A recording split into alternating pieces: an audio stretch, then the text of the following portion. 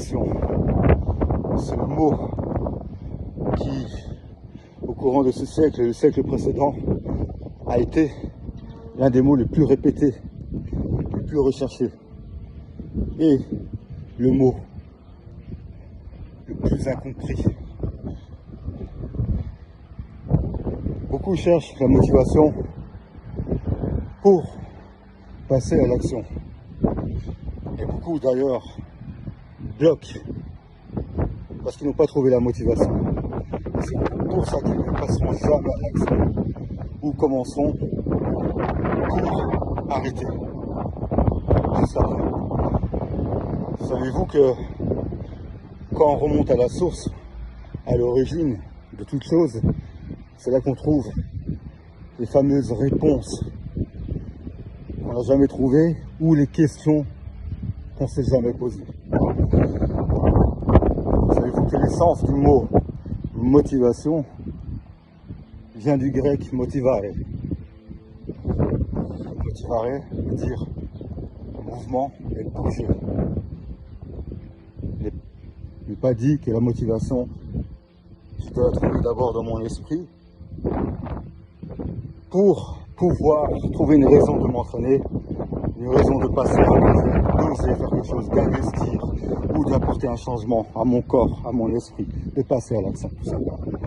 Il n'est pas dit ça, il dit de bouger d'abord. Vous savez, vous avez entendu et vous connaissez tous cette citation qui dit « L'appétit vient en mangeant, la motivation vient en bougeant » et pas le contraire.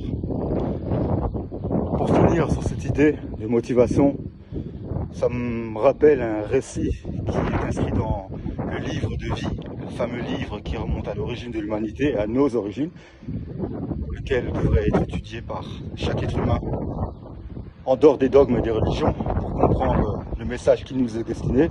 Dans ce livre de vie, qui est appelé communément la Bible, Biblos en grec, qui veut dire un recueil de livres, une bibliothèque de livres, plus de 60 livres ont été regroupent toute l'histoire humaine.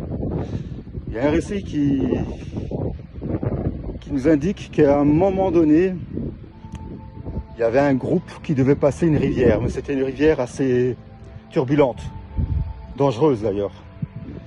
Et un message a été donné, un homme de conseil est venu dire que la veille, que le jour où il faudra passer, donc le lendemain il faudra passer cette rivière qui était le Jourdain, qui précisons ne se trouve pas dans le Moyen-Orient comme on le croit, c'est Israël, mais plutôt du côté de ce qu'on entend aujourd'hui, qu'on voit surtout un peu partout, l'Amérique. On est plutôt de ce côté-là, l'Amérique du Nord, à Maricou.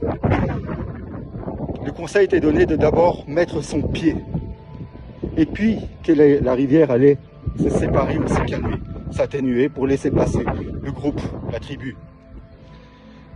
Et c'est ainsi qu'il a été fait. Le lendemain, l'homme a posé d'abord son pied dans cette rivière turbulente et dangereuse, et puis elle s'est calmée. Elle n'a pas été calmée d'abord pour poser le pied, mais le pied a été posé d'abord avant d'être calmé. Et puis ils ont pu traverser cette rivière du Jourdain. C'est ça la motivation. Ou, plus communément dans l'aspect spirituel, on appelle ça la foi. La foi, c'est quelque chose qui est en œuvre déjà. Parce que la Bible, le livre ancien précise aussi, et je finis sur ça, que la foi sans les œuvres est morte, et elle est comparée à un corps sans vie, quelqu'un de mort. Donc la foi, c'est les œuvres, et la foi grandit à travers les œuvres, comme la motivation. Et le mouvement, et l'action, et la motivation grandit à travers l'action. Soyez bénis, c'était Alpha.